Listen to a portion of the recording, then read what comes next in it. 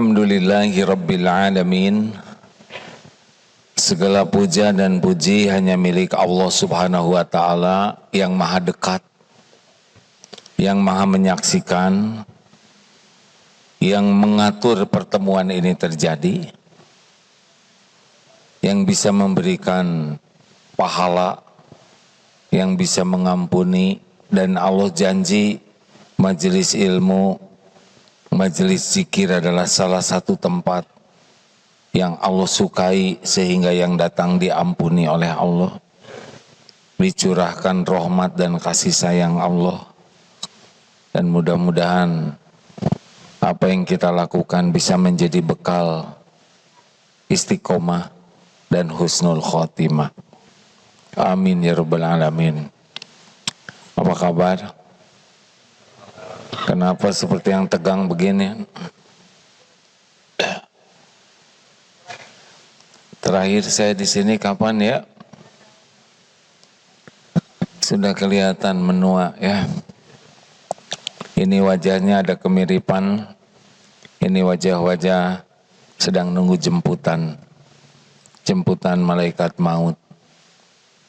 Kenapa jadi tegang?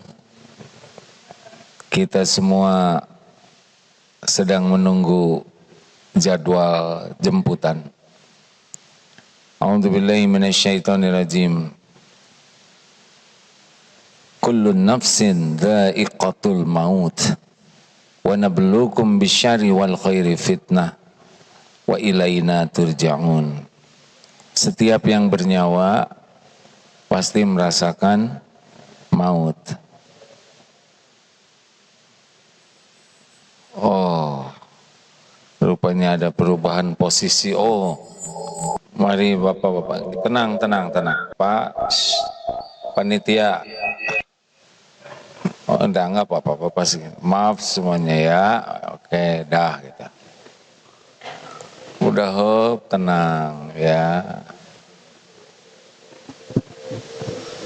Dek, adek, panitia. Hey, kalau gitu sama aja dengan di belakang. Ada yang mengerti nggak ini? Ya, iya.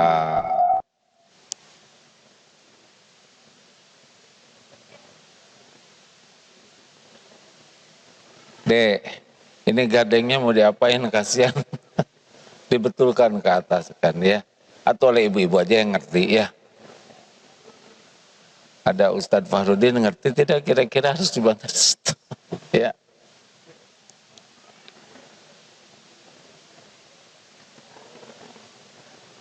Ustadz, lihat. Sederhana sekali, enggak? Ustadz, lihat Ustadz.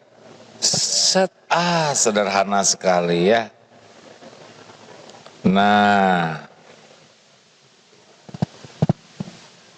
sudah. Surat Al-Anbiya ayat 35.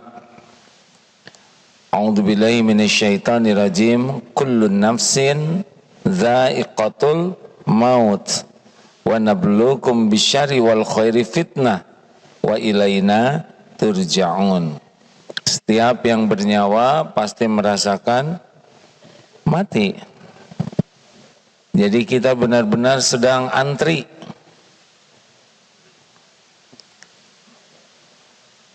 Dan hidup ini sepenuhnya adalah ujian. Wa nabluukum bisyarri wal khairi fitnah.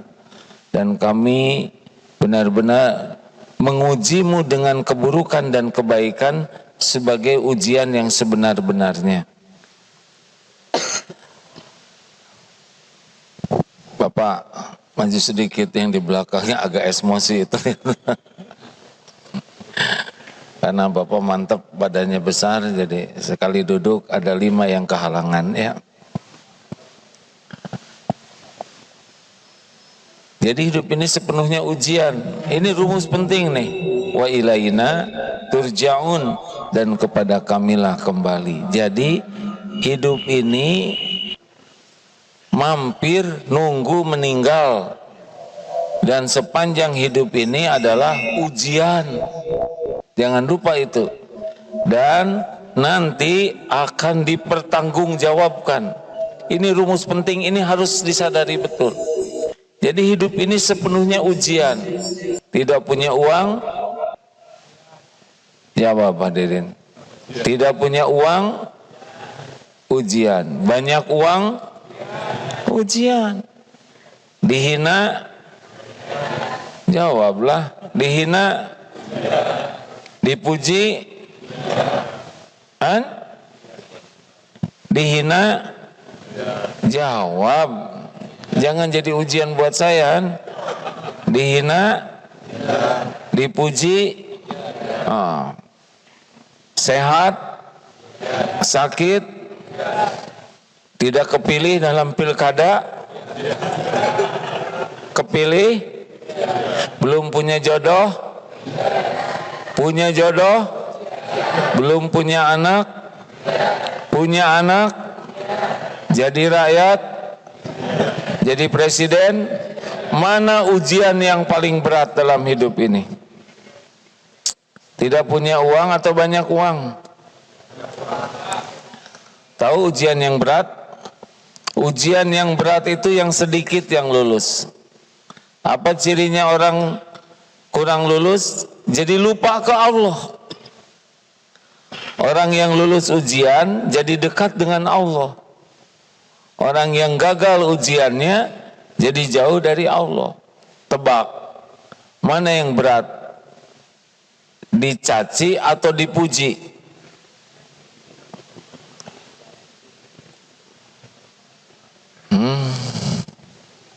Mana yang berat?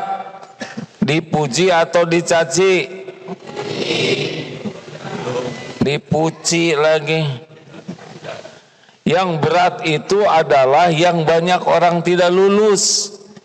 Mana yang gampang orang ingat Allah atau tidak ingat, lupa ke Allah? Diberi kesusahan atau diberi kemudahan? Bikin jengkel nih, ujian sekali buat saya nih ya. Naik pesawat, lancar, nyaman. Kira-kira di dalam pesawat apa yang dilakukan?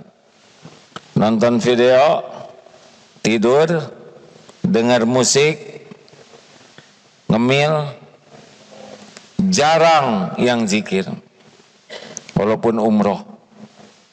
Tapi ada turbulens. Apa yang dilakukan penumpang? Zikir. Mana yang disukai Allah?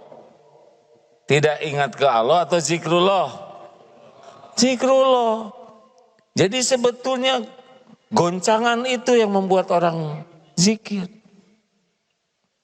Paham tidak nih? Kurang paham wajahnya. Berapa banyak ibu-ibu jadi ahli tahajud gara-gara suaminya lincah lagi.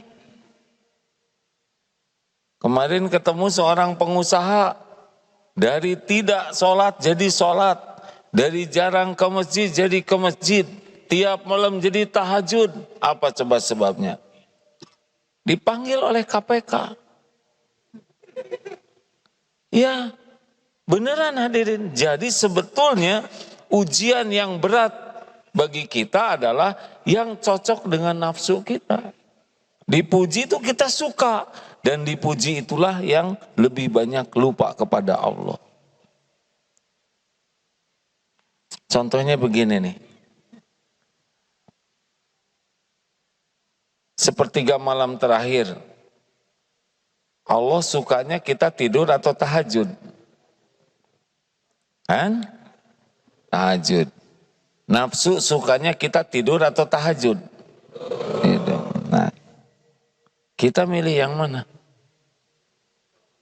Jawab, hanya pakai ketawa. Tidur. Banyaknya orang milih tidur. Jadi orang itu harus tahu bahwa hidup ini yang berat itu adalah diuji dengan kesenangan yang cocok dengan nafsu. Nah, supaya kita bisa menjalani persoalan hidup, kan ini wajahnya wajah-wajah banyak masalah ya. kelihatan. Udah mau meninggal ya, kemudian banyak masalah. Berikut ini rumus sederhana saja. Bagaimana supaya kita ngadepin hidup ini, ujian seberat apapun ditolong oleh Allah. Karena berat ringannya ujian sebetulnya ditolong Allah atau tidak. Kalau ditolong oleh Allah tidak ada yang ribet. Kalau tidak ditolong oleh Allah, persoalan kecil juga jadi berat. Ini salah satu ciri orang takwa, ya. A'udzubillahi minasyaitonirrajim. Surat Ali Imran 134 135. Kalau kira-kira kita ingin hidup ini lebih ringan, lebih nikmat, maka harus ditolong oleh Allah. Dan ini adalah pembuka pertolongan Allah. Alladzina a'udzubillahi minasyaitonirrajim alladzina yunfikuna fis sarra'i wad-dharra. Satu, kalau kita ingin ditolong oleh Allah ngadepin ujian hidup ini, di dalam surat Ali Imran yang pertama adalah senang berinfak dalam lapang dan sempit. Jadi tidak ada cerita nih orang ditolong oleh Allah karena pelit, koret, kedekut, buntut kasir. Tidak ada. Pertolongan Allah itu akan dimudahkan bagi ahli sedekah. Kenapa? Karena orang yang sedekah itu lebih yakin dengan janji Allah daripada apa yang dipegangnya. Ayo, tes, cek pada diri masing-masing. Kalau orangnya berat sekali sedekah tuh, selalu hitung-hitungan terus, itu berarti hidupnya bakal sulit. Kalau ingin bahagia, ingin jadi ahli takwa, ingin ditolong oleh Allah, ringan. Keluarkan saja. Caranya begini nih. Selama ini teknik supaya kita tidak ragu terhadap rezeki, ya. Selama hidup ini ada yang kurang tidak pemberian dari Allah? Tidak ada. Jawab, ada yang kurang tidak pemberian dari Allah? Kak, di rahim ibu 9 bulan, enggak mikir rezeki. Otaknya juga belum jadi, tapi rezeki sudah ada. Betul? Cukup tidak? Mana yang hebat? Janin nyari rezeki atau rezeki ngedeketin janin? Gini hadirin ya, mumpung pertanyaannya sederhana, jawab ya. Kalau pertama ini ujian pisan, dari tadi mungkin udah lama kita nggak ketemu, jadi longo aja. Ayo bangun. Ini ilmu tauhid ini, supaya kita tidak berat tentang rezeki ini. Karena salah satu teknik supaya kita tidak berat dalam sedekah adalah kita ingat apa yang Allah berikan kepada kita selama ini. Di rahim ibu 9 bulan beres rezeki. Nggak kepikir-pikir. Kita nggak kemana-mana. Datang. Nggak ngunyah lewat plasenta. Lahir kita ke dunia jadi bayi. Nggak bisa apa-apa. Nggak tahu apa-apa. Bisa nangis aja. Rezeki ada tidak? Ada tidak? Saya jauh-jauh nih. Jangan bikin jengkel ya. Rezeki ada tidak? Cukup tidak? Mana yang hebat? Bayi cari rezeki, rezeki ngedeketin kita. Langsung ibu ngeluarin air susu. Ada ibu-ibu yang tidak mengeluarkan air susu padahal melahirkan. Sapi mengeluarkan. Jadi gimana nih? Mana yang ngedeketin? Bayi ngedeketin sapi, sapi ngedeketin bayi. Jawab hadirin. Jawab. Kenapa susah-susah amat jawab? Dek, jawab. Hah? Sapi ngedeketin bayi, bayi ngedeketin sapi. Di Batam ini kepanasan jadi stres begini. Mana ada bayi sapi ngedeketin bayi. Bayi itu tidak perlu sapinya, tapi perlu bukan susunya, air susunya. Ampun ini. Langsung ada air susu. Di sapinya di Selandia Baru, bayinya di Batam, diperah, masukin tanker, dibawa ke pelabuhan, bawa ke grocery supermarket, bawa ke rumah, masukin botol. Demi Allah nyampe. Tiap waktu, jadilah sebesar ini. Kapan Allah tidak ngasih rezeki ke kita? Ha? Kalau kita terus mengingat-ingat pemberian Allah, kita nggak akan takut. Kita ini jadi pelit gara-gara mikir ke depan yang belum ada. Takut berkurang, takut habis. Jebet-jebet aja. Coba saya nanya nih, kalau punya uang 2 lembar, 120.000. Yang dimasukin ke sini, yang angka berapa? Yang berapa? Jujur, jangan langsung soleh. 20. Ternyata 3 lembar uangnya 125. Jadinya berapa? 5.000 ya. Ya Allah keselip, ternyata 4 lembar 127. Jadinya berapa? Nah, udah, sudah siap-siap aja menderita. Nggak usah ragu-ragu, jebet-jebet aja. Nih nanti kalau ada sesudah ini sumbangan buat Palestina, keluarin aja. Jangan ragu, Allah Maha melihat, Allah yang punya ngasih rezeki ke kita. Allah yang ngasih kesempatan bersedekah. Mana qasad shadaqatun min mal, tidak akan berkurang harta dengan sedekah. Gak bisa.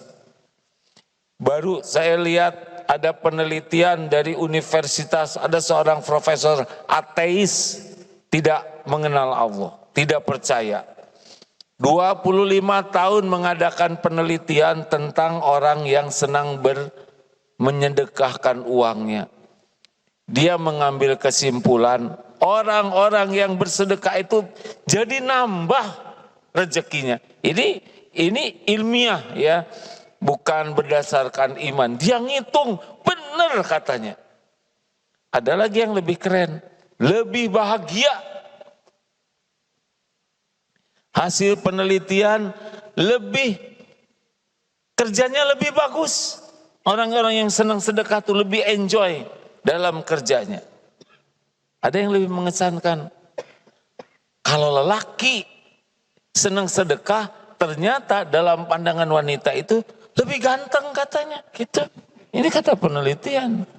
Ada harapan ini, ha? Yang rada gimana gitu kita ini ya. Dan suami yang senang sedekah, makin tua itu makin mempesona bagi istrinya. Bu, jadi kalau suami pelit, udah tua pelit, aduh berat sekali. Lelaki sama wanita juga yang senang sedekah, itu auranya itu, ini kajian ilmiahnya ya.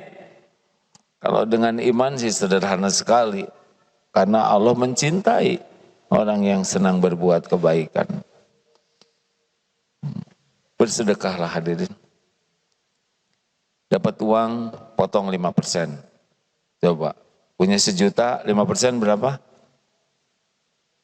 50 ya? Keluarin. Dapat 4.200.000 langsung keluarin. Lihat, miskin tidak? Enggak. Naik 10%. Ini latihannya nih. Dapat 1.100.000 sedekahkan. Dapat 5.500.000 sedekahkan. Jadi miskin? Enggak mungkin. Naik 20%.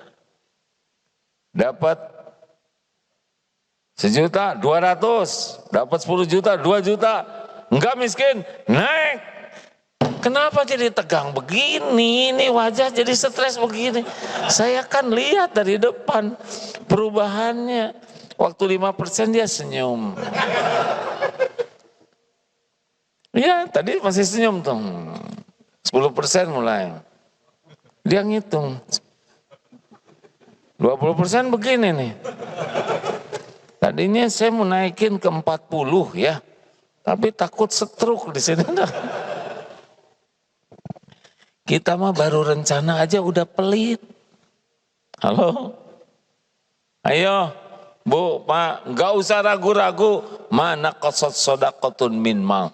Yang membagikan rezeki itu seluruhnya milik Allah. Allah yang membagikan sesuka Allah kepada siapa saja. Elon Musk kasih. Siapa Alibaba tuh yang tuh Mark Zuckerberg kasih. Tidak ada satupun makhluk kecuali Allah yang menciptakan, Allah yang menghidupkan, Allah yang ngurus, Allah yang ngasih rezeki. Wa ma min dabatin fil ard illa 'alallahi rizquha. Tidak ada satupun makhluk melata yang Allah ciptakan kecuali Allah satu-satunya yang menjamin rezekinya. Kita dapat rezeki, tidak semuanya kepikir oleh kita. Gajah, makanannya rumput-rumputan dedaunan segede gitu. Coba kita makan rumput-rumputan. Pasti diare ya kan. Kuda Nil berendam aja segede gitu. Mantap. Jerapah makan vitamin apa setinggi itu. Kita mau naikin 2 cm aja setengah mati itu. Allah yang menjamin rezeki. Sampai kapan? Sampai kita mati. Pensiun. Ada yang udah pensiun? Masih hidup enggak? Pasti ada rezekinya. Jangan takut sama sekali. Bahayanya rezeki itu satu, jangan takut tidak punya rezeki, tapi takut tidak punya keyakinan Allah pemberi rezeki. Itu yang pertama yang bahaya dalam hidup. 2, jangan takut tidak punya rezeki, tapi takut tidak benar niat dan caranya menjemput rezeki kita. Rezeki pasti ada. 120 hari di rahim ibu, udah beres nih pembagiannya. Tenang. Apa yang untuk saudara nggak akan ke saya. Apa yang untuk saya nggak akan ke saudara. Nggak ada yang ketukar. Tinggal niat dan caranya benar atau tidak. Koruptor, maling, garong, copet, sama Allah yang ngasih. Cuma haram. Statusnya tidak barokah. Jangan takut tidak punya rezeki, takut tidak berkah. Gara-gara niat dan caranya salah. Sama, semuanya yang ngasihnya juga Allah. 3, jangan takut tidak punya rezeki. Takut tidak punya syukur kalau sudah dikasih. Allah ngasih aja. Apa harus kerja keras jadi kaya? Enggak. Banyak tukang batu yang lebih keras kerjanya dari kita. Segitu aja sesuai rencana Allah. Apakah malas bisa banyak uang? Ini malas jawab begini. Apakah bodoh bisa banyak uangnya? Bisa, bapaknya kaya, anaknya bodoh, langsung banyak uang. Bapaknya meninggal, jadi itu warisan. Sesuka Allah aja, karena uang itu ujian. Banyak dikasih, nggak tahu syukur, nggak ada bahagianya. Nggak ada bahagianya. Jangan takut tidak punya rezeki. Takut tidak punya sabar kalau sedang ditahan rezekinya. Jadi rezeki itu sesuka Allah. Kapan dibagi, kapan dilapangkan, kapan disempitkan, kan gitu. Kadang-kadang nggak disangka ada, dikejar nggak dikasih, ya kan? Rencananya segini, dapatnya segini, nggak punya rencana, malah dapat yang banyak. Sesuka Allah saja sebagai sebagai apa hadirin? Ini emang kita udah lama nggak ceramah ya. Sebagai ujian. Jadi kalau syukur baru lulus. Kalau tidak syukur dia menderita aja. Jangan takut tidak punya rezeki, takut tidak punya sabar. Kalau sedang disempitkan, jalanin aja. Nanti paling mantap. Tahu mantap? Makan tabungan. Ya udah nggak apa-apa. Jangan berat ngeluarin tabungan. Terus tabungan buat apa kalau nggak dipakai, ya kan? Allah kan nyiapin, tidak harus selalu alokasi. Tapi Allah nyiapin dari sebelumnya tabungan. Nanti pas Allah tutup, kita ngeluarin. Nanti tabungan habis, namanya manset, ya makan aset. Sepeda jual, ya jaket jual. Gak ada masalah, enjoy saja. Oh, saya mati-matian nyuci rumah, sekarang saya harus bayar ini, oh sakit, belum lagi buat bayar utang orang tua, rumah harus jual. Jangan berat. Kalau waktunya diambil oleh Allah, ridho. Jangan ribet dengan dunia ini kan. Halo? Biasa aja. Ingat, mungkin belum dengar ceramah kakek-kakek yang awet muda itu. Beliau mah gak ada ribetnya, kayak kakek umur 80 tahun, tapi segar terus. Apa rahasianya? Rahasianya saya mah tidak mau marah-marah, kecuali untuk urusan penting. Yang kedua apa? Ternyata urusan duniawi ini gak ada yang penting, beres. Kayak spion hilang, biarin, beli lagi, beres. Oke, listrik naik nih bayarannya, cabut. Hah? Dicabut gelap dong, bayar, beres. Oke, cucu nih bayaran sekolah naik, keluarin. Oh, dikeluarin belum dong, bayar, beres. Gimana deh, emang dunia pasti pindah-pindah, betul tidak? Sekarang pindah ke sini, besok ke sini. Nanti gimana kalau saya keluarin sekarang, besok saya gimana? Dengerin ya, yang cemas tentang besok lusa. Dulu yang ngasih rezeki siapa? Siapa? Kalau udah pegang ini keras nih. Dulu yang ngasih rezeki siapa? Sekarang yang ngasih rezeki siapa? Besok lusa kalau ada umur yang ngasih rezeki siapa? Sama yang ngasihnya kan? Itu bukan pertanyaan.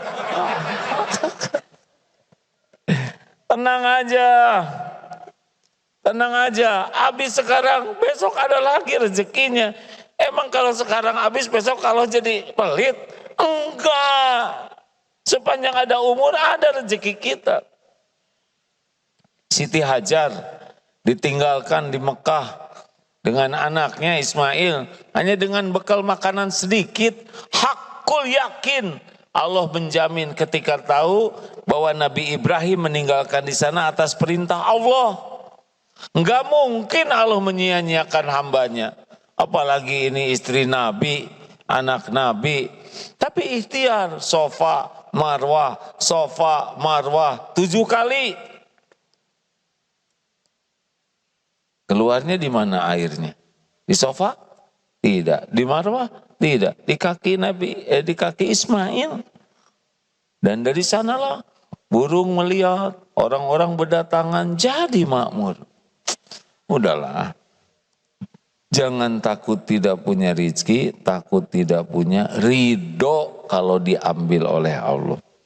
Pindah-pindah nih. Kalau rezeki tukang kacamata ada di dompet saya, ini pecah nih suatu saat. Kalau rezeki tukang tambal ban ada di dompet kita, meletus tuh ban kita, ya kan? Kalau rezeki dokter ada di kita, ada aja sakitnya. Saya pernah dulu makan pecel lele 11.000. Udah gitu durinya tertinggal di sini, 1. Nyabut susah. Bawa ke klinik. 300.000 tuh. Nyebut duri satu. Itu pecel lele termahal tuh. 311 wah. Saya bersyukur karena udah jadi jalan rezeki. Malam-malam itu Pak. Susah nyebut, tinggal ditancepin aja di sini satu. Karena ada rezeki orang lain. Ridho ya, jangan ribet. Karena kalau kita nahan, lalu Allah mau ngambil, pasti keluar. Pernah dengar tidak? Lihat di tayangan di medsos, ada pemuda nih lagi pengajian, kotak infak lewat. Dia ngeluarin uang 2 lembar. 100.000 dan 1.000. Dia mikir yang mana nih? Akhirnya dia putuskan yang 100.000 yang dilipat dan dimasukkan ke saku.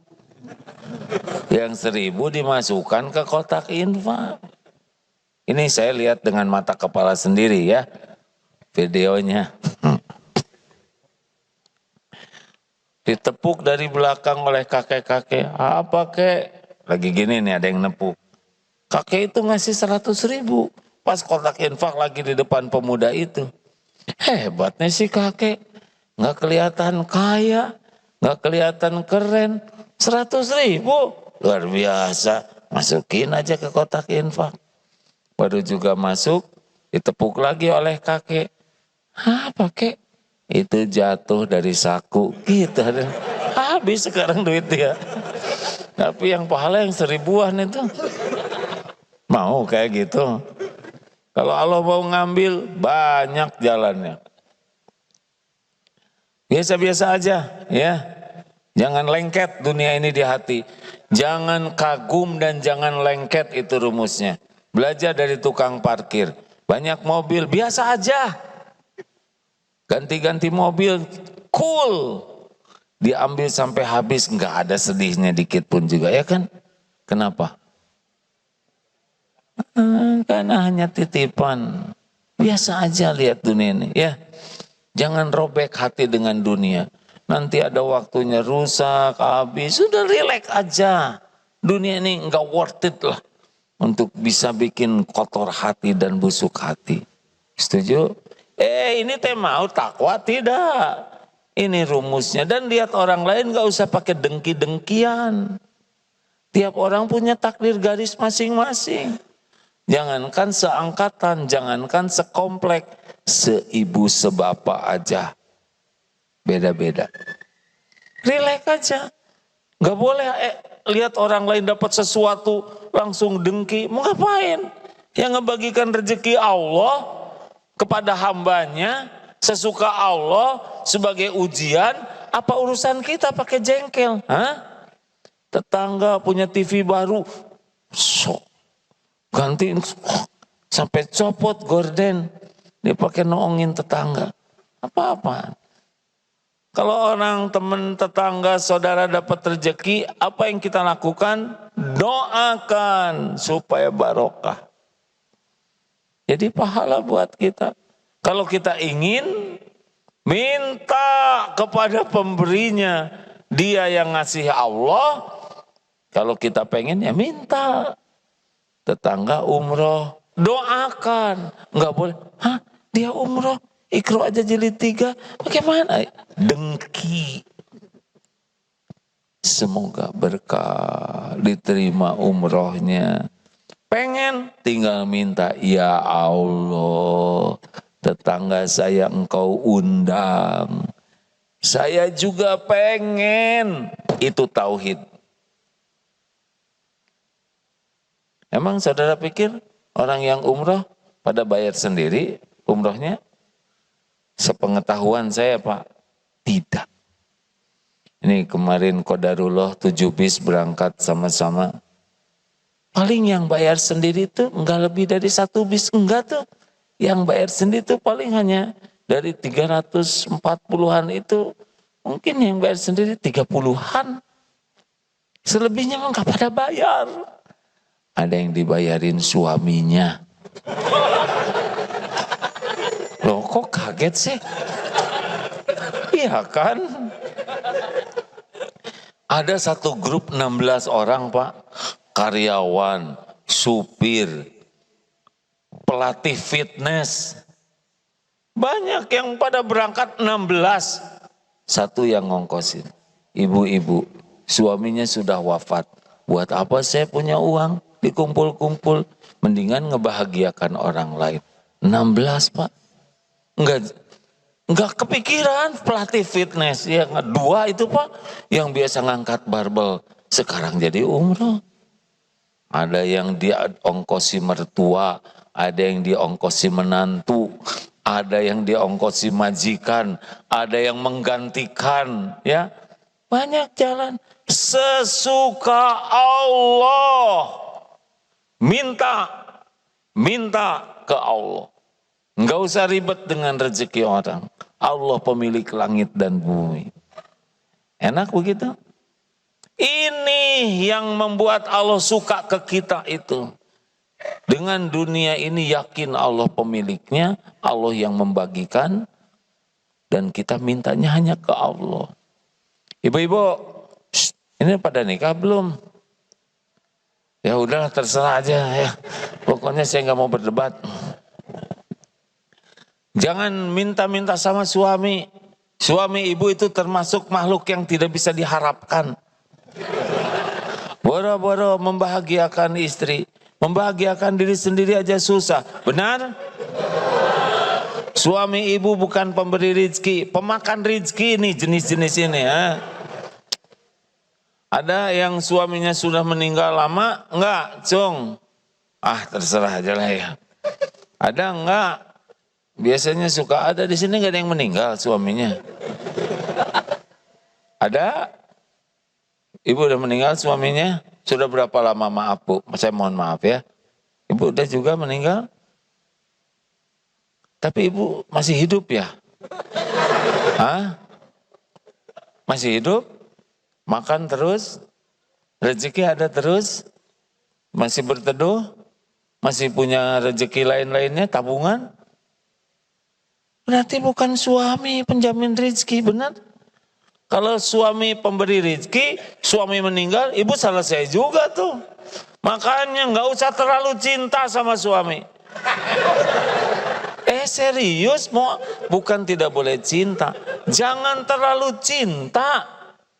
Jangan segala-galanya demi suami, you are my everything.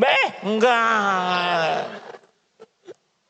Wah, para suami emosi nih. Ini pelajaran apa nih sih ya? Karena kalau ibu terlalu cinta, hati ibu akan dipenuhi suami daripada dipenuhi Allah. Ibu akan lebih banyak memikirkan suami daripada Allah. Lebih berharap dari suami daripada berharap dari Allah. Lebih takut kehilangan suami. Lebih takut jauh dari suami daripada takut jauh dari Allah. Itu yang membuat para istri tidak bahagia. Menyekutukan Allah dengan suami. Udah mulai hari ini biasa-biasa aja. Di hati maksudnya ya. Kalau servis sih all out ya. Cuma hati nggak bisa ngarep-ngarep. Gini nih, ini tauhid nih. Bu, ibu, siapa yang menciptakan ibu-ibu? Yang benar siapa? Yang menghidupkan ibu siapa? Yang ngasih rezeki selama ini siapa? Yang ngasih hidayah ibu jadi Islam siapa? Yang menutupi dosa dan aib mak-mak ini siapa? Yang benar siapa? Yang bisa mengampuni siapa? Yang bisa ngasih pahala siapa? Yang bisa menurunkan sakinah siapa? Yang bisa ngasih husnul khotimah siapa? Yang punya sorga siapa? Tuh semuanya Allah. Mana suami? Nggak satu patah kata pun nyebut suami, Bang. Bukan tidak boleh cinta, tapi tidak boleh berlebihan. Yang menjamin ibu tuh Allah. Jadi suami ibu tuh sebagai apa, Cik? Sekarang saya pengen tahu, statusnya apa suami ibu? Sebagai apa? Imam, Tes coba ngimamin. Bubar anak-anak juga ya enggak? Suami itu sebagai ladang amal. Kebaikan suami ibu syukuri, ibu dapat kebaikan, pahala. Kekurangan dan kesalahan suami, ibu sabar dan ibu bantu memperbaiki, ibu dapat pahala, dapat kebaikan. Gitu. Tapi saya itu ingin suami saya itu hafiz Quran, ahli ibadah yang khusyuk, akhlakul karimah, duitnya banyak melimpah, dan juga akhlaknya akhlakul karimah. Ya bagus kalau ibu ingin yang seperti itu. Tapi kan yang seperti itu, maaf ya, nggak mau sama ibu ya, jadi maaf.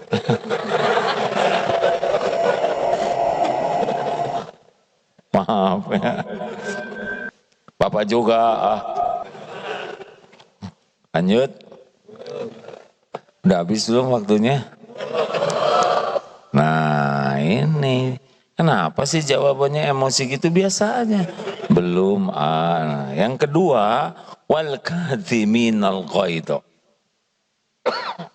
Dalam Al-Quran, ciri orang bahagia, orang takwa, orang yang bakal ditolong oleh Allah adalah orang yang bisa menahan amarah. Ini penting sekali. Tidak sedikit kita rajin ke masjid, rajin pengajian, di rumah baca Quran, malam tahajud, tapi masih mudah marah. Dan kalau udah marah, marah-marah terus. Diungkit-ungkit, gak ada berhentinya. Ini tidak sesuai dengan ajaran Islam. Ajaran Islam itu wal kadhiminal ghaidha, menahan amarah. Wal afina 'anin nas, memaafkan orang-orang. Wallahu yuhibbul muhsinin, dan Allah mencintai orang yang berbuat kebaikan. Ini 134 nih. Jadi kalau Bapak Ibu ingin ditolong oleh Allah, sesudah bab rezeki tadi senang sedekah ya, nggak ada lengket. Yang kedua, masalah emosi. Pemarah itu akalnya turun. Makanya orang yang pemarah itu kecenderungannya zolim. Zolim karena nafsu itu maunya menyakiti. Dalam Islam serius sekali. La taghdab walakal jannah. Jangan marah, bagimu surga. Bapak-bapak, Pak, mau tidak istri Bapak? Masya Allah, alhamdulillah. Mau tidak istri Bapak sangat hormat sama suami? Gini ya, kalau mau, kalau tidak harus jelas ya. Mau tidak istrinya bangga sama suami? Hormat, nurut, tidak rewel. Mau tidak suka ngungkit kesalahan? Mau tidak? Gimana caranya? Bingung ya. Udah amalkan yang tadi. Dengerin ya, catat pakai tinta emas. Ibu-ibu, Bu, kalau ibu melakukan kesalahan, maunya dimarah oleh suami, atau dicuekin, atau dinasehati dengan lemah lembut? Jawab. Dimarah mau tidak? Dicuekin mau tidak? Catat. Jangan marah-marah. Nasehati dengan lemah lembut, gitu kan Bu ya? Dinasehatinya maunya di depan anak-anak atau secara pribadi? Yang jelas, nggak mau di depan orang lain? Catat. Jangan sekali-kali menasehati istri di depan orang. Kenapa Bu? Malu, itu mempermalukan. Catat. 3. Ibu mau nasihatnya panjang lebar atau ringkes? Jawab. Nasehatnya mau panjang lebar atau ringkas? Bertele-tele atau simpel? Catat. Nasehat itu nggak usah panjang lebar, makin ringkas makin bagus, betul Bu? Mau diungkit-ungkit nggak kesalahan yang lalu? Jangan ngungkit-ngungkit. Kenapa nggak mau diungkit-ungkit Bu? Sakit hati. Catat. Catat. Kalau diungkit-ungkit sakit kita ya. Gitu Bu? Gitu Bu?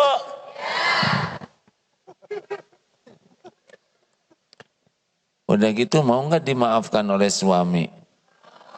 Dimaafkannya sesudah minta maaf atau sebelum minta maaf? Sebelum minta maaf. Wow, keren banget.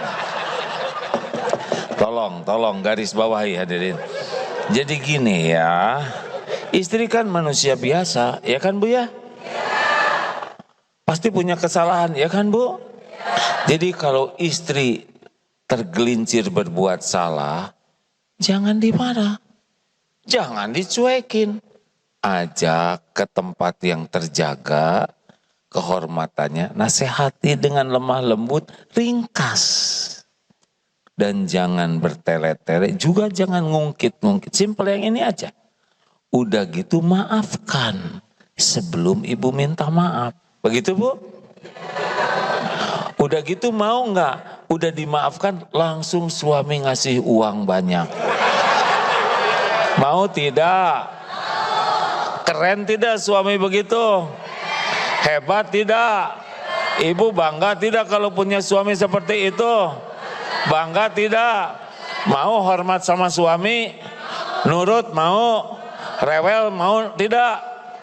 Tidak suka ngungkit-ngungkit nggak nantinya? Tuh, itu ayat yang tadi. Wal kadhiminal ghaidha wal 'afina 'anil nas wallahu yuhibbul muhsinin. Tahan marah, maafkan, berbuat baik. Ini rahasia penting dari Quran. Apa yang kita lakukan? Marah-marah, tidak mau memaafkan, berbuat jelek. Siapa yang ngajarin?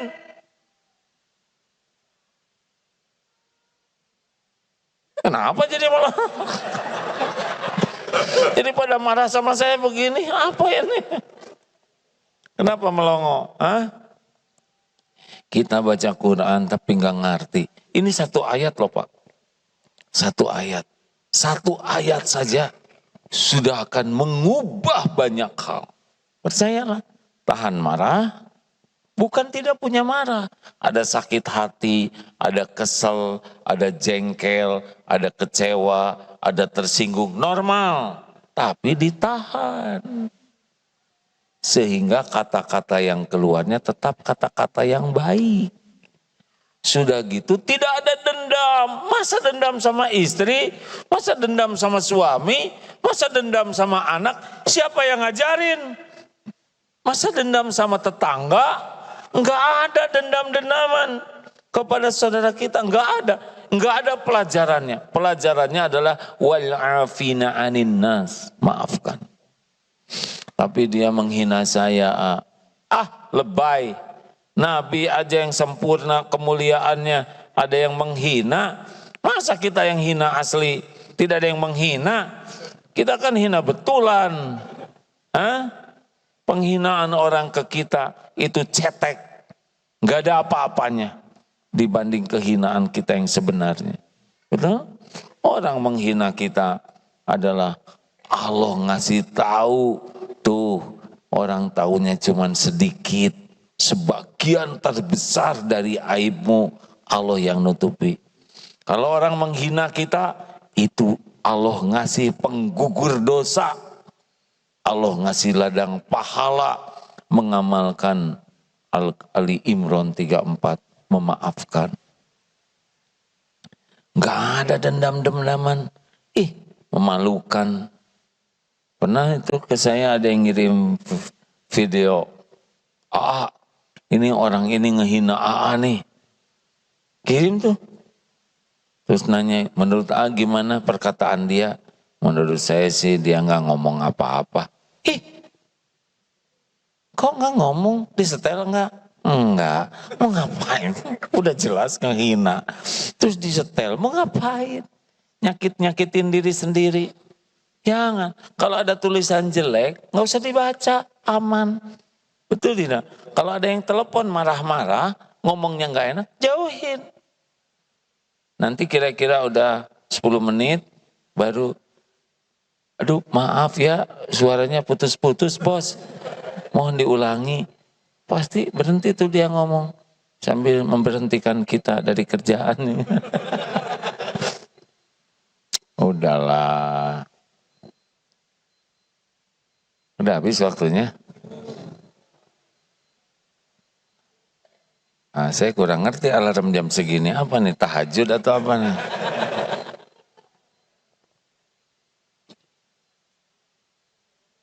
Nggak apa-apa, nggak usah dibawa pulang ya. Sedikit lagi, ayo jangan pakai marah-marah. Solusinya apa? Tegas dan santun. Nih contohnya, prank piring pecah. Bibi, gimana ini Suara apa lagi? Kamu mau menghancurkan rumah tangga ibu ya? Marah atau tegas? Kalau marah tuh nggak jelas Pak. Dasar kamu ini nggak mau hati-hati, matanya ditaruh di mana? Marah atau tegas? Masa nanya mata ya kan? Bibinya cerdas. Ini bu mata saya. Tambah emosi. Dasar kamu ini orang kampung. Kata si bibi. Lah kita kan di kampung se-RT bu. Gawat. Kalau yang tegas bagaimana? Prank piring pecah. Selalu dua hal. Fakta dan aturan. Apa? Fakta. Suara apa Bi? Maaf Bu, maaf piring pecah lagi. Gimana ceritanya bisa pecah? Tadi saya tuh, maaf ya Bu, lagi bete, lagi jengkel. Saya banting aja. Piring keberapa Bi? Selalu fakta. Maaf Bu, piring terakhir. Jadi maksud Bibi udah selosin, pas Bu, pas barusan. Fakta. B, maaf ya, ingat tidak perjanjian kerja di rumah ibu, aturan. Ingat Bu, coba ceritakan, kalau piring, gelas pecah, satu losin, berarti saya berhenti kerja di rumah ibu. Jadi Bibi ngerti enggak? Ya Bu, saya ngerti, berarti saya sekarang berhenti kerja di rumah ibu. Bi, maaf ya, itu kesepakatan kita. Keluarin uang. Ini sedikit pesangon sebelum punya kerjaan yang lain bisa kepake. Terima kasih ya Bi, selama seminggu Bibi kerja di rumah saya. Banyak kesan yang mendalam. Nanti cari tempat kerja bisa lebih hati-hati ya. Mudah-mudahan piringnya terbuat dari baja. Nah itu marah itu, kenapa pakai baja segala. Terima kasih ya Bi, maafkan saya nggak bisa dilanjutkan kerja di sini. Ya Bu, tetap bisa tegas tanpa disakiti, benar? Awas jangan suka marah-marah hadirin. Ada marah normal, tapi pemarah itu jauh dari tuntunan Al-Quran. Ini serius hadirin. Karena banyak umat Islam yang ibadah sih ibadah. Tapi di masjid aja marah-marah. Astagfirullahaladzim. Kok istighfarnya emosi begitu? Saya tidak mengerti itu Pak. Kenapa bisa di masjid pada bertengkar? Enggak mungkin. Enggak mungkin. Kalau orang bertakwa, mesti dia orangnya sangat serius sekali mengendalikan amarah itu. Enggak ada solusi yang bisa selesai dengan sikap marah-marah terus. Karena orang takwa itu Suara apa itu? Rasa kerusuk. Ya tenang ya. Permen ya, ya udah sok makan sendiri.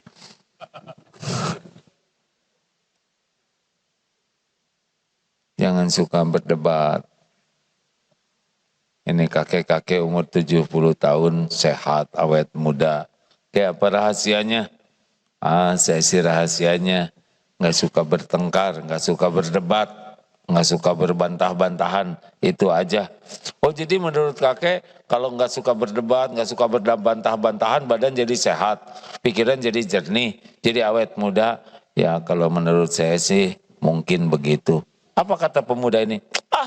Kalau menurut saya sih nggak mungkin lah kek, masa dengan tidak berdebat kemudian jadi sehat awet muda, enggak lah, nggak mungkin. Apa jawaban si kakek? Saya setuju dengan pendapat saudara. Beres. Udah dibilangin nggak mau berdebat ya kan. Kita mah semuanya didebatin, iya kan?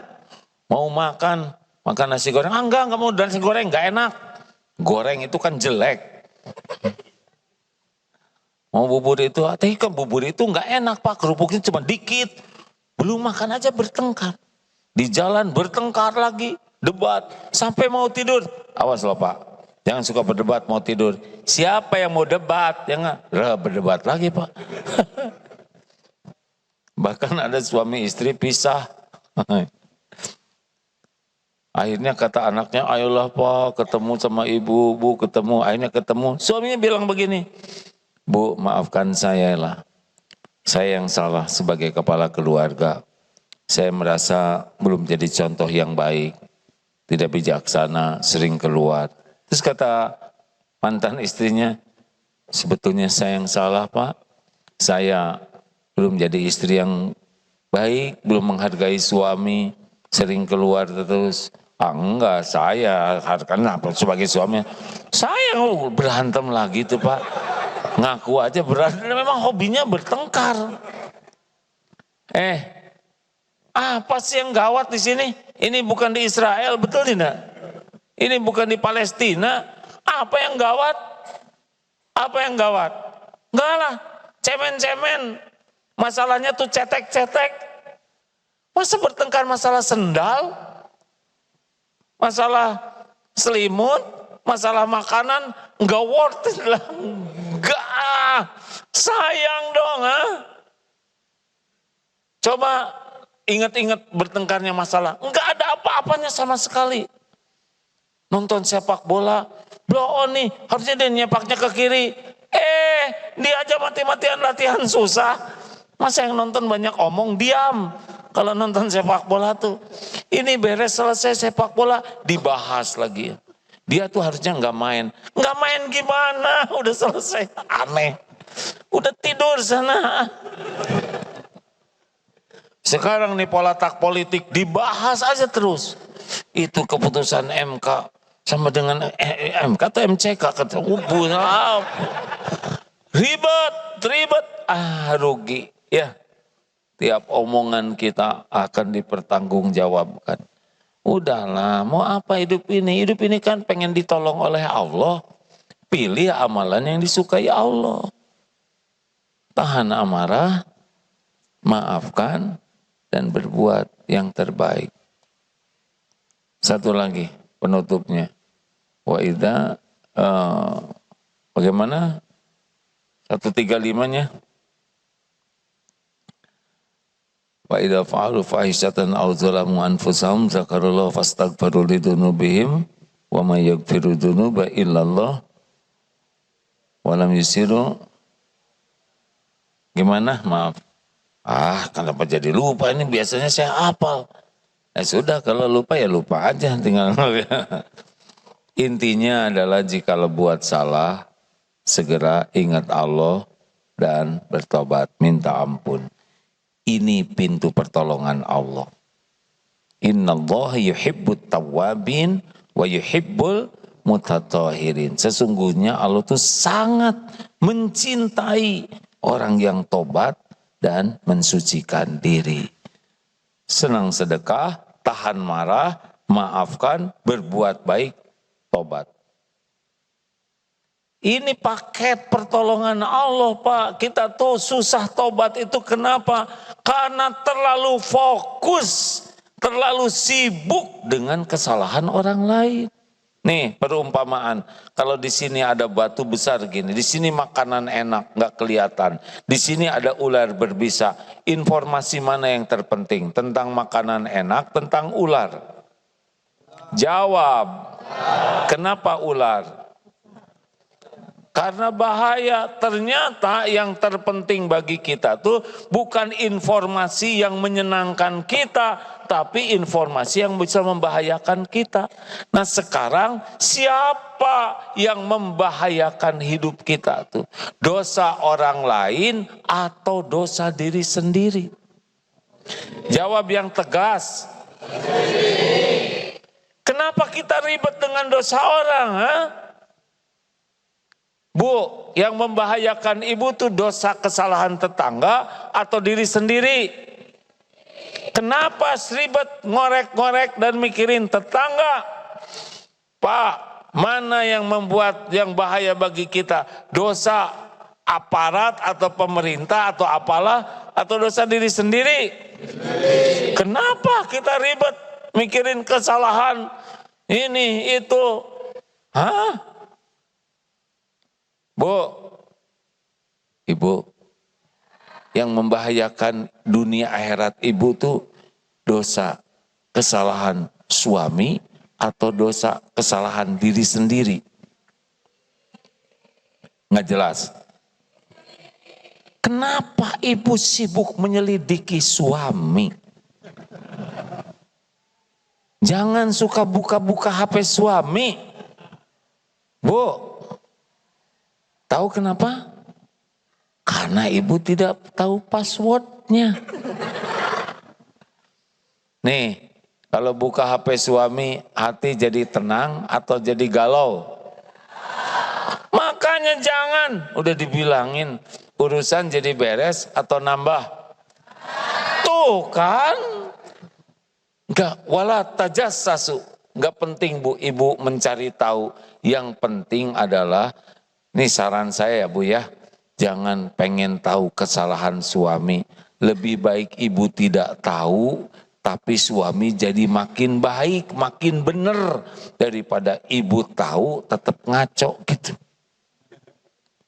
Waduh, ini ceramah bijaksana. Ini juga lelaki jangan iseng. Pakai ngorek-ngorek kekurangan, kesalahan istri. Udah selesai. Yang lalu mah udah, nggak usah diungkit-ungkit. Bu, waktu SMA punya pacar enggak? Ya punya lah. Ada berapa? Ya tiap semester 1, cadangan 1. Banyak dong. Namanya juga kembang kampus. Ngapain aja pacarannya? Ya standar aja, biasa.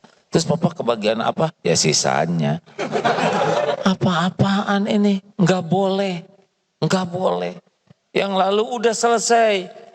Yang ke depan belum tentu terjadi. Syukuri yang ada. Setuju? Udah tobat. Punya dosa enggak ini? Tenang-tenang gini punya dosa tidak? Sedikit atau banyak? Banyak atau banyak sekali? Banyak sekali atau luar biasa banyaknya? Tiap hari nambah dosanya tidak? Berapa kali istighfar sehari? Jawab. Itu yang membinasakan kita tuh.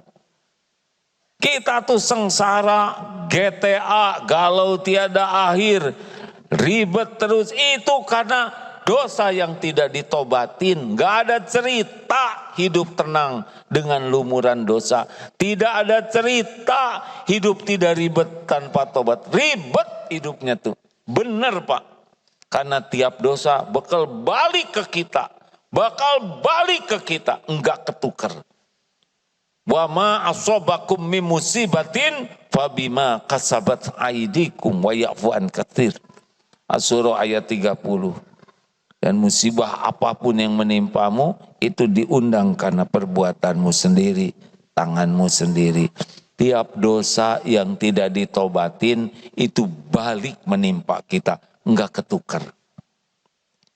minimal gelisah, cemas, tidak nyaman hidup tuh, bertubi-tubi, lihat ini masalah, itu masalah. Jadi hidup tuh bagian ribet aja. Itu enggak ada tuh yang mengundang semua itu selain dosanya sendiri. Mau ditolong oleh Allah, udah istighfar aja terus, astagfirullah, ampun ya Allah. Lihat istri, ampun ya Allah, saya belum jadi suami yang baik, belum jadi kepala keluarga yang benar. Astagfirullah, astagfirullah. Lihat anak-anak, tuh anak-anak saya belum jadi contoh yang baik untuk keluarga. Saya belum ngedidik dengan benar, belum bisa berkomunikasi dengan tulus. Astagfirullah, saya belum jadi ayah yang baik. Ampun ya Allah. Lihat orang tua, aduh ya Allah, saya belum berbakti. Terus begitu. Lihat rumah, ya Allah, ini jarang saya syukuri. Pas bercermin, lihat wajah sendiri, aduh ente wajah banyak dosa. Pas lihat mata, ya Allah, engkau tahu mata ini mata yang suka berzina, sibuk lihat yang haram. Engkau tahu mata ini, ya'lamu kha'inatal a'yun wa ma tukhfis sudur. Ghafir 19. Allah tahu khianat mata dan yang disembunyikan di dada. Astagfirullah, astagfirullah, ampun ya Allah, salat saya tidak pernah khusyuk. Lebih banyak melihat medsos daripada baca Quran. Saya pelit. Kalau ngasih juga cuman sisa-sisa. Astagfirullah. Udah istighfar terus. Daripada segala dipikirin, daripada segala diinginkan, tuh ingin diampuni Allah. Kalau tobatnya bagus, datang pertolongan Allah. Man lazimal istighfar ja'alallahu lahu min kulli hammin farajan wa min kulli daikin makhrajan wa razaqahu min haitsu la yahtasib. Barang siapa yang melazimkan istighfar, ampun ya Allah, ampun, dengan benar-benar rasa sesal, Allah akan mencabut kegelisahan di hati. Tenangin, walaupun banyak masalah, tapi ini tenang. Dua, bakal ada jalan keluar, masalah apa saja. Semua masalah ada dalam kekuasaan Allah. Dan Allah mendatangkan rezeki yang tidak diduga-duga. Terima kasih Bapak Ibu yang baik. Amalkan Ali Imran 134, 135. Senang bersedekah dalam segala keadaan, lapang dan sempit, menahan amarah, memaafkan, berbuat yang terbaik, dan mohon ampunan kepada Allah. Tobat. Terima kasih. Ahad ada yang mau ikut sepedahan? Enggak punya sepeda? Beli. Ini musim pilpres udah beres. Jangan kotor hati ya. Kalau yang dipilihnya nggak cocok itu ya udah doakan aja kebaikan. Ada pilgub sebentar lagi ya. Ingat ya, Tuhan kita itu adalah Allah, bukan presiden, bukan gubernur, bukan bupati. Jadi jangan terlalu kebanyakan mikir tentang para pejabat itu. Doain aja. Nyoblos silakan. Cari yang paling soleh, yang paling baik akhlaknya, yang bisa memimpin. Kemudian istiqoroh, nggak usah musuh-musuhan, ya. Udah nggak boleh lagi ada kecebong, kampret, karena sudah bersatu jadi kecepret, ya. Kita tetap beramal soleh untuk saudara kita di Palestina. Sudah terkumpul 50 miliaran Pak yang disalurkan. Alhamdulillah takdir Allah, Darut Tauhid juga ada di jalur Gaza. Ada masjid, ada pesantren, Baitul Quran di sana. Ada pabrik air minum, alhamdulillah. Informasi terakhir masjidnya utuh, tidak hancur di bom. Pabrik air minum juga alhamdulillah bisa hanya truk-truk tangkinya yang dibom. Ya Allah Maha tahu hambanya haus ya. Sehingga itu sulit sekali untuk membuat pabrik air minum di sana. Karena pipanya, mesinnya itu tidak mudah. Tapi kalau Allah mudahkan, mudah. Kita mengirim bahan makanan dan sebagainya bisa lewat truk. Tapi kemarin seringnya lewat udara Hercules dari Jordania. Yang dari Bapak Ibu sekalian. Kita akan kumpulkan untuk mereka juga. Mau? Ya, bismillah. Sambil kita baca Quran, Fatihah, ayat kursi sama-sama ya, sambil bersedekah. Al-Fatihah. أعوذ بالله من الشيطان الرجيم بسم الله الرحمن الرحيم الحمد لله رب العالمين الرحمن الرحيم مالك يوم الدين إياك نعبد وإياك نستعين اهدنا الصراط المستقيم صراط الذين أنعمت عليهم غير المغضوب عليهم ولا الضالين آمين وإلهكم إله واحد لا إله إلا هو الرحمن الرحيم الله لا إله إلا هو الحي القيوم لا تأخذه سنة ولا نوم له ما في السماوات وما في الأرض من ذا الذي يشفع عنده إلا بإذنه يعلم ما بين أيديهم وما خلفهم ولا يحيطون بشيء من علمه إلا بما شاء وسع كرسيه السماوات والأرض ولا يؤوده حفظهما وهو العلي العظيم بسم الله الرحمن الرحيم قل هو الله أحد الله الصمد لم يلد ولم يولد ولم يكن له كفوا أحد لا إله إلا الله والله أكبر ولله الحمد بسم الله الرحمن الرحيم قل أعوذ برب الفلق من شر ما خلق ومن شر غاسق إذا وقب ومن شر النفاثات في العقد ومن شر حاسد إذا حسد لا إله إلا الله والله أكبر ولله الحمد بسم الله الرحمن الرحيم قل أعوذ برب الناس ملك الناس من شر الوسواس الخناس الذي يوسوس في صدور الناس من الجنة والناس اللهم صل على سيدنا محمد وعلى آله وأصحابه أجمعين الحمد لله رب العالمين Ya Arhamar Rahimin irhamna. Duhai Allah yang maha menatap, wahai yang maha menyaksikan, wahai yang maha tahu setiap perbuatan maksiat dan dosa yang kami lakukan. Ya Allah, berkahi majlis ini, ampuni seluruh dosa kami, sebanyak apapun maksiat yang kami perbuat.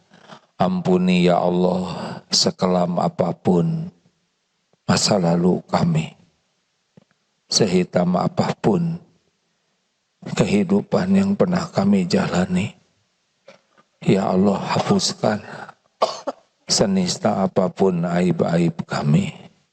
Ampuni dosa yang tidak sengaja. Ya Allah, ampuni maksiat yang sengaja kami lakukan. Ampuni dosa yang berulang-ulang. Padahal kami tahu itu dosa. Ya Allah, ampuni dosa yang terang-terangan. Ampuni maksiat yang sembunyi-sembunyi. Rabbana zalamna anfusana wa illam taghfir lana wa tarhamna lanakunanna minal khasirin. Allahumma ighfir lana wa liwalidina warhamhum kama rabbawna shighara. Ya Allah, ampuni semua keburukan akhlak kami kepada ibu bapak kami. Ya Allah, Engkau menyaksikan apapun yang kami lakukan kepada orang tua kami. Jangan golongkan kami menjadi anak durhaka. Berikan kesempatan ya Allah, kami membahagiakan orang tua kami. Ya Allah, jadikan kami anak soleh. Yang doa-doa kami Engkau ijabah untuk ibu bapak kami. Ampuni dan sayangi orang tua kami. Bagaimanapun keadaannya. Jadikan sisa usianya penuh berkah. Jadikan akhir hayatnya husnul khotimah. Lapangkan kuburnya ya Allah. Lapangkan kuburnya. Ringankan hisabnya. Jadikan ibu bapak kami bahagia di sorga. Lindungi dari fitnah neraka. Ya Allah, Rabbana hablana min azwajina wa dzurriyyatina qurrata a'yun waj'alna lil muttaqina imama. Ya Allah, karuniakan kepada kami keluarga penuh berkah, rumah tangga sakinah. Karuniakan pendamping yang menguatkan iman dan amal kami. Ya Allah, berikan jodoh terbaik bagi yang mendambakannya. Karuniakan keturunan yang soleh, soleha bagi yang merindukannya. Jadikan keluarga kami keluarga ahli takwa ya Allah. Cukupi hanya dengan rezeki yang halal barokah. Jauhkan dari yang subhat dan haram. Karuniakan kepada kami keluarga yang sangat cinta kepada Al-Quran-Mu ya Allah. Mudahkan kami memahami Quran-Mu, mengamalkan dan mendakwahkannya. Ya Allah, cabut kekikiran dari diri kami. Mudahkan dan lapangkan kami untuk bersedekah. Ya Arhamar Rahimin, jadikan kami menjadi hamba-hamba yang Engkau karuniai akhlakul karimah. Allahumma hdina li ahsanil akhlak, la yahdina li ahsaniha illa anta. Tunjukkan kepada kami akhlak yang mulia ya Allah. Tiada yang menunjuki selain Engkau. Palingkan dari diri kami akhlak yang buruk. Tidak ada yang dapat memalingkannya selain Engkau. Ya Allah, jadikan umur yang tersisa ini benar-benar istiqomah. Kumpulkan kami dengan orang-orang yang baik, yang soleh, solehah. Lindungi kami dari fitnah, bala, musibah, dari futur ya Allah. Ya Allah, sehatkan lahir batin kami. Beningkan hati kami. Cerdaskan akal pikiran kami. Ya Rabb, Allahumma a'izzal Islam wal muslimin. Allahumma ansur ikhwanana fi Filastin, fi Uyghur, fi Rohingya wa fi kulli makan. Tolonglah ya Allah saudara-saudara kami di Palestina. Engkau menyaksikan segala-galanya dengan sempurna. Tidak ada yang luput dari pengetahuan-Mu. Siapa lagi yang dapat menolong hamba-Mu selain Engkau? Ya Allah, Engkau menyaksikan segalanya. Tolonglah saudara-saudara kami, amat mudah bagimu ya Allah. Melindungi dari kejahatan makhluk-Mu. Kuatkan imannya, cukupi segala keperluannya. Angkat derajatnya ya Allah. Gantikan kehilangan dengan yang lebih baik. Bebaskan saudara kami dari penjajahan makhluk-Mu yang zalim ya Allah. Allahumma a'izzal Islam wal muslimin. Allahumma ighfir lil mu'minin wal mu'minat wal muslimin wal muslimat al ahya'i minhum wal amwat. Ya Allah, sampaikan salam kami, salawat kami kepada Rasulullah ya Rabb. Ya Allah, golongkan kami menjadi hamba yang mencintai Rasul-Mu. Golongkan kami menjadi orang yang mendapat syafaat dari Rasul-Mu. Jadikan kelak kami bisa berkumpul, berjumpa dengan Rasulullah ya Allah. Di surga-Mu ya Arhamar Rahimin. Rabbana atina fid dunya hasanah. Wa fil akhirati hasanah wa qina adzabannar. Subhana rabbika rabbil izzati amma yasifun. Wassalamun alal mursalin walhamdulillahi rabbil alamin.